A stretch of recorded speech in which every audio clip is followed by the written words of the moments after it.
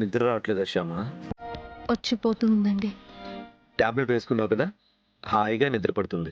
సరేనా? మ్, మమ్మీ, తను నిద్రపోయే వరకు నేను ఇక్కడే ఉంటానులే. నువ్వు పడుకో మమ్మీ. పర్లేదులే నాన్న. పర్లేదు కాదు, నువ్వు నిద్రపోవాలి. లేకపోతే నీ ఆరోగ్యం పాడవుతుంది. అవునత్తయ్య గారు, వెళ్ళి పడుకోండి. అలాగే నాన్న. ఉమ్. నువ్వు పడుకో. నువ్వు కూడా కళ్ళు మూసుకొని పడుకో.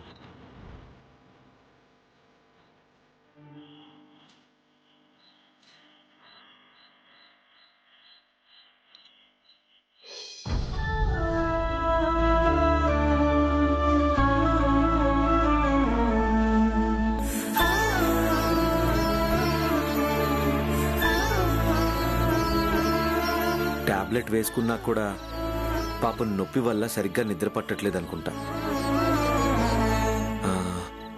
రూపారాణి పాట పెడదాం, వింటూ హాయిగా పడుకుంటుంది. హే కృష్ణ మాధవ గోపికా వల్లభ. ఏంటి శ్యామ? పాట నేనే పెట్టాను.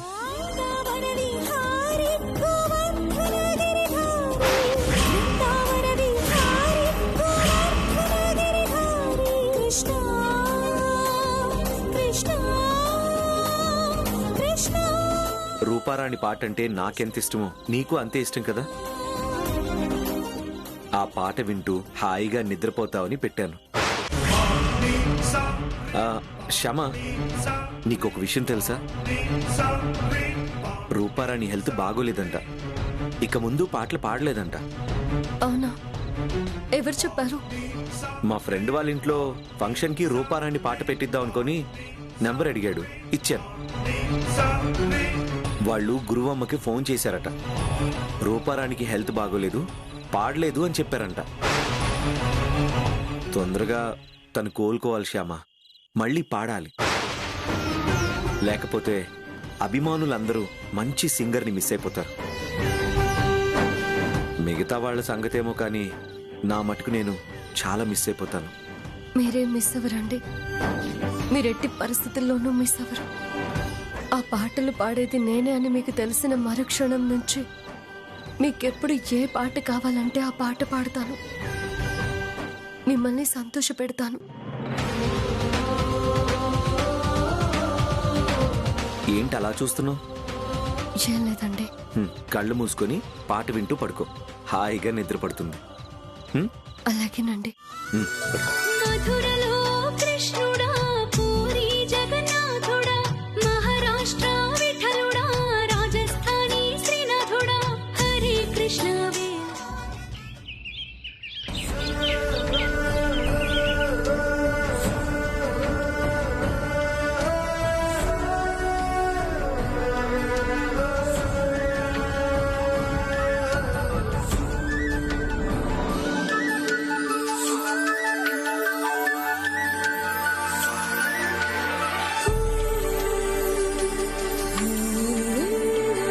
నో ప్రాబ్లం, బాగా హీల్ అయింది. నొప్పేం లేదు కదమ్మా? లేదు డాక్టర్ గారు. రాత్రిపూట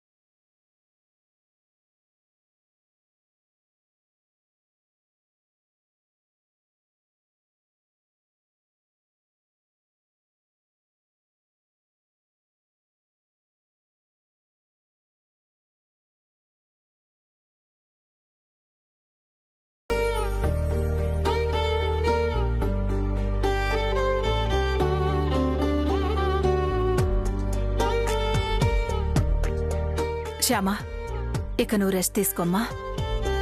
అలాగే అత్తయ్య గారు. వైదేహి పద. అలాగే.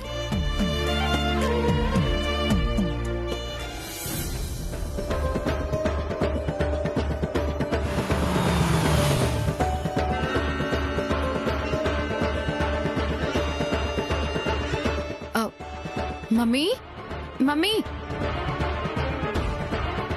ఎవరో వస్తున్నారు. ఏమైందే? ఎవరో వస్తున్నారు చూడు. ప్రోగ్రాం గురించి అడగడానికి వస్తున్నట్టున్నారు మమ్మీ. అంతా మన కర్మ. ఇప్పుడేం చేద్దాం? అందరికీ చెప్పేదే వీళ్ళకి చెప్దాం. నువ్వు నీరసంగా నటించు. ఉమ్,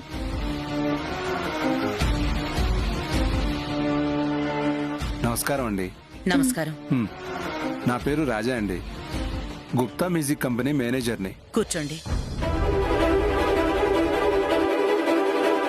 మీతో ఒక ముఖ్యమైన విషయం మాట్లాడడానికి వచ్చాను. మ్యూజిక్ కంపెనీ అంటే ఏదైనా ఆల్బమ్ లో పాడమని అడగడానికి వచ్చాడా ఏంటి? వీడి మొహం మండ. చెప్పండి. మా కంపెనీ అధినేత భూపేష్ గుప్తా గారి ఆస్తులకి, కంపెనీలకి ఏకైక వారసుడు, వాళ్ళ ఏకైక పుత్రుడు ఆదిత్య గుప్తా గారు. మా ఆదిత్య గారు మీ అమ్మాయి గారిని ఓ ప్రోగ్రాంలో చూశారట.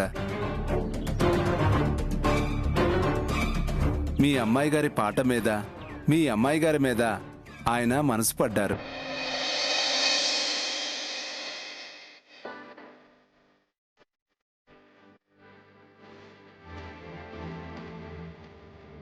మీ అమ్మాయిని తప్ప వేరే ఏ అమ్మాయిని పెళ్లి చేసుకోనని చెప్పారు. ఏంటి? అంత పెద్ద యజమాని కొడుకు, కోట్లాది కోట్లకు ఏకైక వారసుడు, మా రూపారాణిని తప్ప ఎవ్వరినీ పెళ్లి చేసుకోను అంటున్నారా? అవును. మీ అమ్మాయి అందచందాలతో పాటు మీ అమ్మాయి గారి పాట ఆయనకి అద్భుతంగా నచ్చిందంట.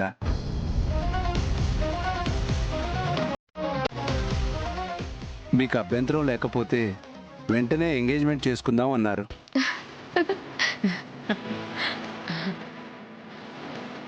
అంత గొప్ప సంబంధం మా అమ్మాయిని వెతుక్కుంటూ వస్తే నాకేం అభ్యంతరం ఉంటుందండి?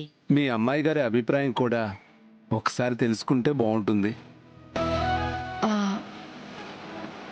మా మమ్మీ అభిప్రాయమే నా అభిప్రాయం. మా మమ్మీ ఎవరిని పెళ్లి చేసుకోమంటే నేను వాళ్ళనే చేసుకుంటాను. చిన్నప్పటి నుంచి మా అమ్మాయి ఇంతేనండి, తల్లిచాటు బిడ్డ. నా మాట అస్సలు కాదందు. శుభం. అయితే వెంటనే ఎంగేజ్మెంట్ డేట్ ఫిక్స్ చేసి మీ కబుర్ చేస్తా. వస్తానండి. వస్తానమ్మా. తంతే బూర్ల బుట్లో పడ్డావు అంటారు. నిన్నెవ్వరూ తన్నుకుండానే నువ్వు వెళ్ళి బూర్ల బుట్లో పడ్డావి.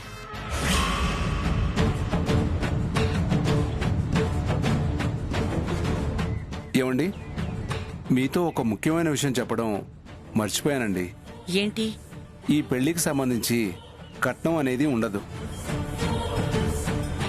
కానీ కండిషన్ ఒకటి ఉంటుంది. ఆ విషయం చెప్పమన్నారు మీతో. కండిషనా? అవును. ఎంగేజ్మెంట్ రోజు మీ రూపారాణి గారు పాట పాడాలని వాళ్ళ కండిషన్.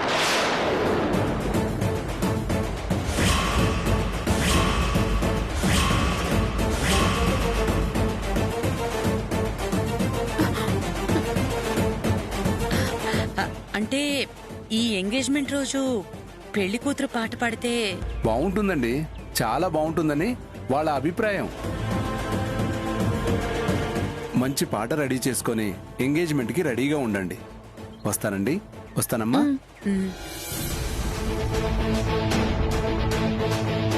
ఇదేంటి మమ్మీ ఇలాంటి ఫిట్టింగ్ పెట్టాడు? ఇప్పుడు ఎలా? ఎంగేజ్మెంట్ రోజు నేను పాట పాడడం ఎలా? పాడతావు. ఎలా? ఎప్పట్లాగా శ్యామ వచ్చే పాడుతుంది. అదే ఎలా మమ్మీ? ఎలాగో నాకు తెలీదు.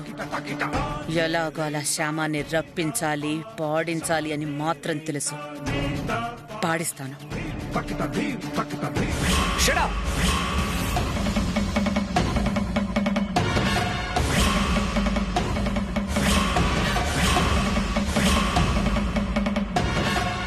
తప్పు చేసింది కాకుండా ఇంకా సమర్థించుకోవాలని చూడొద్దు.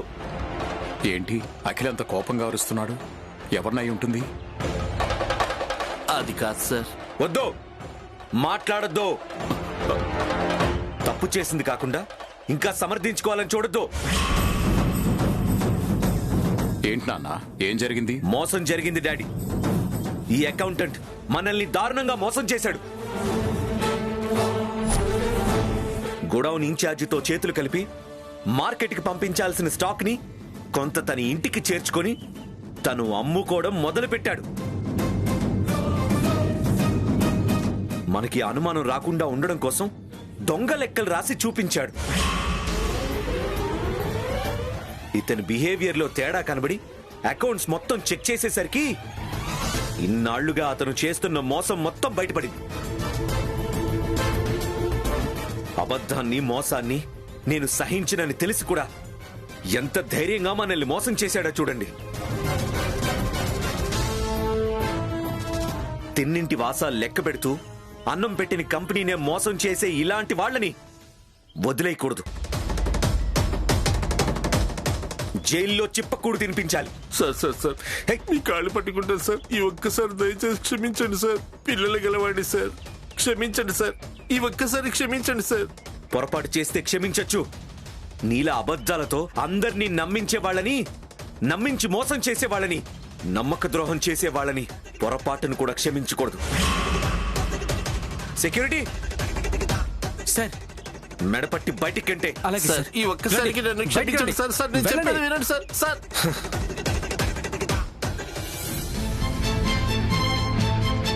ఆఫీసులో పనిచేసేవాడు మోసం చేస్తేనే ఇంతలా రియాక్ట్ అవుతున్నాడు అఖిల్.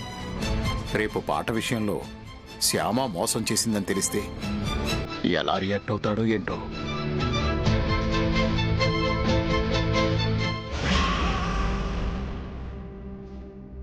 కన్నయ్య, పెద్ద గండం నుంచి బయటపడినందుకు సంతోషంగానే ఉంది.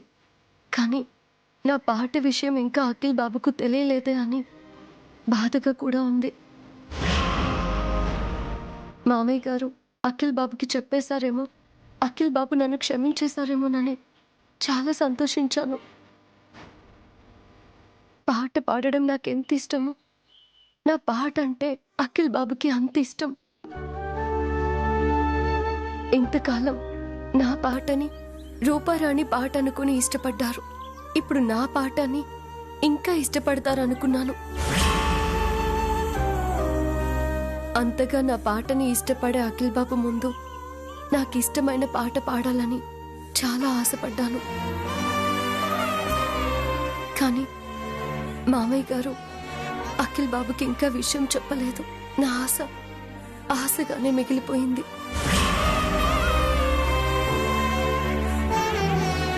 నా ఆశ త్వరగా నెరవేరేలా నన్ను ఆశీర్వదించు కన్నయ్య.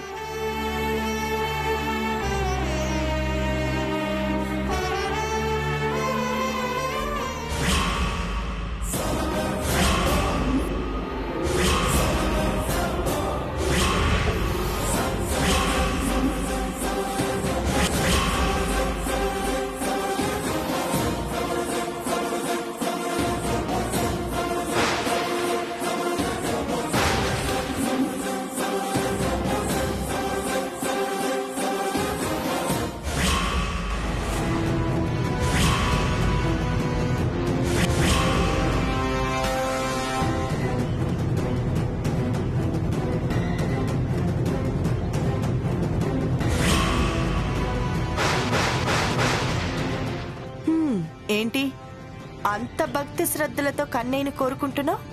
ఆ నిజం బయటపడకూడదనా?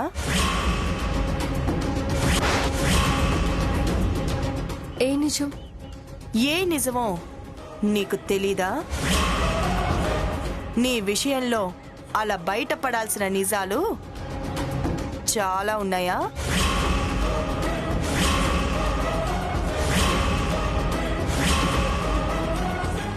ఏ నిజము ఎప్పుడు బయటపడకూడదని నీ కన్నయ్యని కోరుకుంటున్నావా? మీరేం మాట్లాడుతున్నారో నాకు అర్థం కావడం లేదు. అర్థం కావట్లేదా? అర్థం కానట్టు నటిస్తున్నావా? నటించాల్సిన అవసరం నాకే ఉందక్కా. ఏ అవసరం ఉండి ఇంతకాలం నటించావో నీకే తెలియాలి.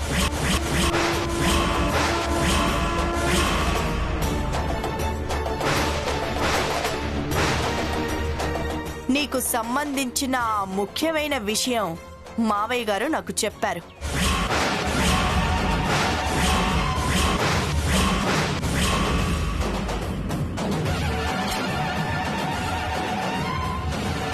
ఏంటి అంత షాక్ అవుతున్నావు? ఎవ్వరికీ తెలియని ఆ విషయాన్ని మావయ్య గారు నాకెందుకు చెప్పారా అనా? ఏం చెప్పారు? మామయ్య గారు ఏం చెప్పారు? ఆయన చెప్పాల్సింది ఆయన చెప్పారు. నువ్వేం చెప్తావో చెప్పు.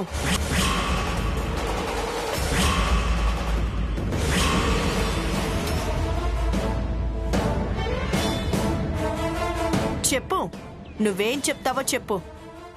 మామయ్య గారు ఏం చెప్పారో చెప్తే నేనేం చెప్పాలో అది చెప్తాను. లేకపోతే చెప్పవా? చెప్పను.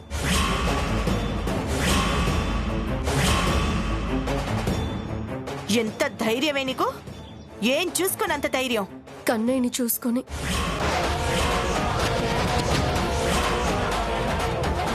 మామయ్య గారు మీకేమీ చెప్పలేదని నాకు తెలుసు.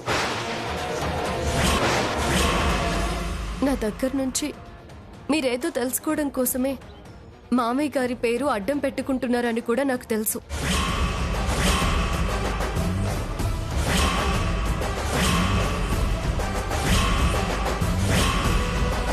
నిజంగా మామయ్య గారు మీకేదైనా విషయం చెప్పుంటే మీరు డైరెక్ట్గా నా దగ్గరకొచ్చి ఆ విషయం మాట్లాడుండేవారు.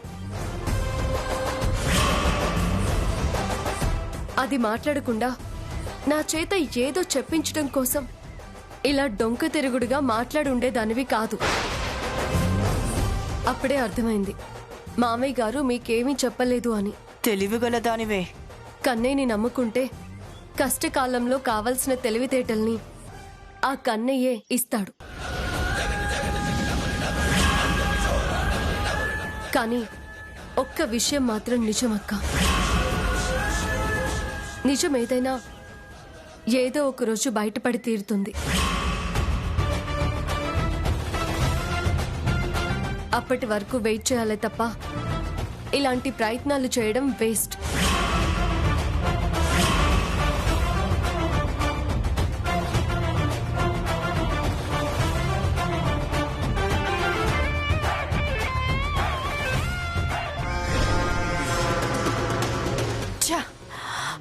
విషయం తెలిసినట్టుగా నటించి దాని దగ్గర నిజం రాబట్టాలి అనుకున్నాను. వర్కౌట్ అవ్వలేదు.